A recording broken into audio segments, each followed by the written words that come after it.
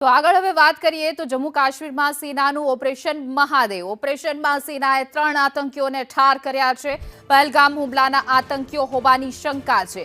ડાચીગામ national park નજીક અથડામણ થઈ હતી ભારતીય સેના અને આતંકીઓ વચ્ચે, જેમાં 3 આતંકીઓને ઠાર કરવામાં આવ્યા. ટીઆરએફના 3 આતંકીઓ ઠાર મરાયા હોવાના સમાચાર. લશ્કરના કમાન્ડર મુસાના ઠાર મરાયાની શક્યતા છે. જમ્મુ કાશ્મીરમાં સેનાનું ઓપરેશન મહાદેવ યથાવત.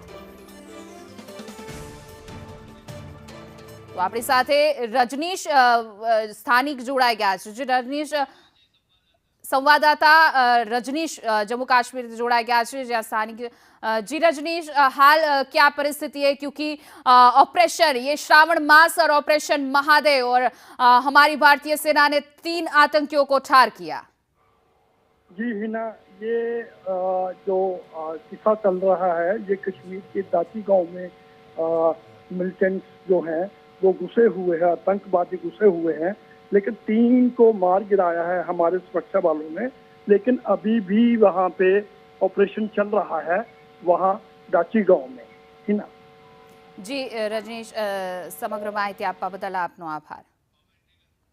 तो ऑपरेशन में सेनाए 3 आतंकीओने ठार मारवामां આવ્યા છે। કહેવામાં આવી રહ્યું છે કે જે પહેલગામ એટેક થયો હતો તેમાં સંડોવાયેલા આ આતંકીઓ છે હિઝબુલ કમાન્ડર ઝુહુર ઠોકર સહિતના 3 આતંકીઓ છે, તેમને ઠાર કરી દેવામાં આવ્યા છે। હજુ પણ ભારતીય સેનાનું આ ઓપરેશન મહાદેવ યથાવત છે।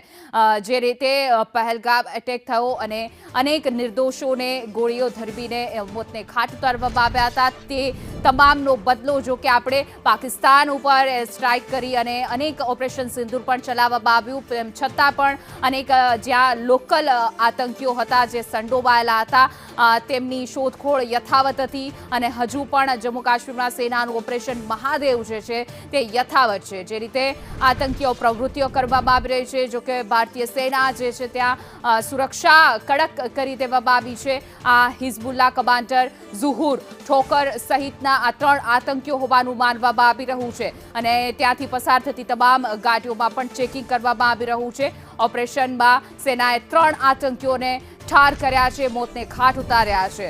જે રીતે પહેલગામ હુમલામાં આતંકીઓ હોવાની શંકા સેવવામાં આવી રહી છે। પહેલગામમાં જે આતંકી હુમલો કરવામાં આવ્યો ત્યાં કેટલાક સ્થાનિક આતંકી સંગઠન દ્વારા આ પ્રકારમાં મળેલા હતા એવી પણ બાતમી મળી હતી। ટીઆરએફ જે ત્યાંના સ્થાનિક આતંકી સંગઠન છે તેમાંથી 3 આતંકીઓને ઠાર કર્યા હોવાની માહિતી પ્રાપ્ત થઈ રહી છે। જો કે આપણે તાબડતોડ ભારતીય સેનાએ ઓપરેશન સિંદૂર દ્વારા પાકિસ્તાનને મુંહતોડ જવાબ આપ્યો અને જે રીતે નિર્દોષ ભારતીયોને ધર્મ પૂછીને મારવામાં આવ્યા, તેમને બતાવી દેવામાં આવ્યું, આતંકીઓની જમીન જે છે તેનો ખાત્મો કરી દેવામાં આવ્યો। તેમ છતાં કેટલેક જમ્મુ કાશ્મીરમાં સ્થાનિક આતંકી સંગઠનો જે છે તે એક્ટિવ છે, જેના કારણે આતંકીઓ છુપાયેલા છે તેમને શોધીને હવે ભારતીય સેના જે છે તેને મોતને ઘાટ ઉતારી રહી છે। અને એમાં પહેલગામ એટેક બાદ એમાં સંડોવાયેલા આ 3 આતંકીઓ જે છે તે માનવામાં આવી રહ્યું છે તેને મોતને ઘાટ ઉતારી દેવામાં આવ્યા છે। હજુ પણ ઓપરેશન મહાદેવ, શ્રાવણ માસ શરૂ છે અને ઓપરેશન મહાદેવ યથાવત છે। વધુ વિગતો સાથે અમારા સંવાદદાતા અજય યાદવ લાઈવ જોડાઈ ગયા છે। જે અજય, ઓપરેશન મહાદેવ, કારણ કે આતંકીઓને ઠાર કરી દેવામાં આવે છે ભારતીય સેનાનું આ મોટું ઓપરેશન। जी अजय। देखिए, निश्चित तौर पे भारतीय सेना की तरफ से ये जो ऑपरेशन चलाया गया है इसको लेकर के सबसे बड़ी बात यही है कि कहा जा रहा है कि जो पहलगाम में आतंकवादी हमला हुआ था, हो सकता है कि भारतीय एजेंसियों को या भारतीय सेना को जिस आतंकवादियों की तलाश थी वो हो सकता है यही हो, क्योंकि 3 आतंकवादी इस ऑपरेशन में मारे गए हैं और कहा जा रहा है कि 2 आतंकवादी घायल भी हुए हैं। ड्रोन के जरिए इस बात की पुष्टि कर ली गई है कि तीनों आतंकवादियों के जो शव हैं वो एक तरह से मिल चुके हैं, उनकी शिनाख्त होना बाकी है। लेकिन अभी भारतीय सेना की तरफ से ये नहीं कहा गया है कि ये जो आतंकवादी मारे गए हैं क्या वो जो पहलगाम में आतंकवादी हमला किया गया था वही लोग हैं या कोई दूसरे हैं, या ये लोकल जो आतंकवादी हैं या ये पाकिस्तानी आतंकवादी हैं।